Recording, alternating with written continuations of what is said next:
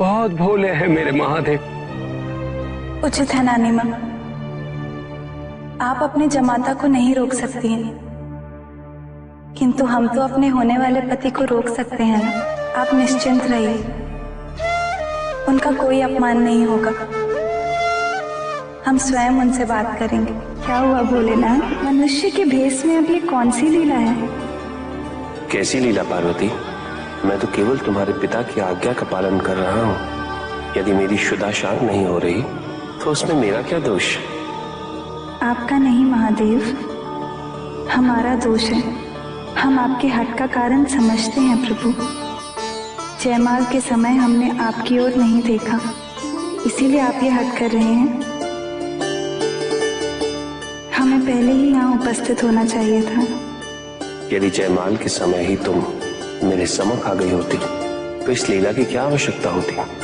आपके इस रूप का दर्शन करके इस संसार से मोह छूट रहा है। आप सामने हैं, आपके अलावा अब इस जीवन में और कुछ पाने की इच्छा ही शेष नहीं रही। इस रूप को तुम्हारी दृष्टि ने सार्थक कर दिया पार्वती। मनुष्य रूप में आपकी सोच भी मनुष्यों वाली ही हो गई है। चलिए, इस समस्या का भी निदान हुआ। बस पार्वती, मेरी शुदा अब शांत हो चुकी है। तुम्हारे हाथों से भोजन ग्रहण करके मैं तृप्त हो गया। यहाँ पे सब लोग इतने व्याकुल क्यों हैं? मैंने तो केवल वही 3 निवाले ग्रहण किए हैं जो तुमने मुझे अपने हाथों से खिलाए।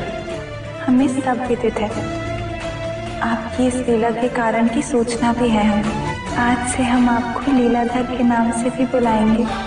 व्रत के कारण तुम्हें इस थाल की काफी परीक्षा करनी पड़ी होगी। ये थाल माता के स्थान तक पहुंचा।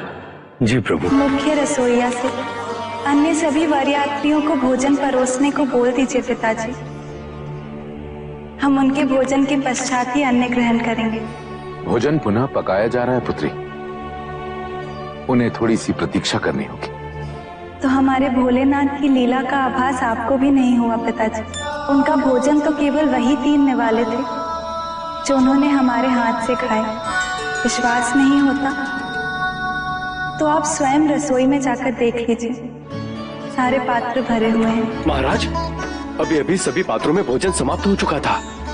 मैंने स्वयं अपनी आंखों से देखा है। फिर ये क्या? ये तो चमत्कार है।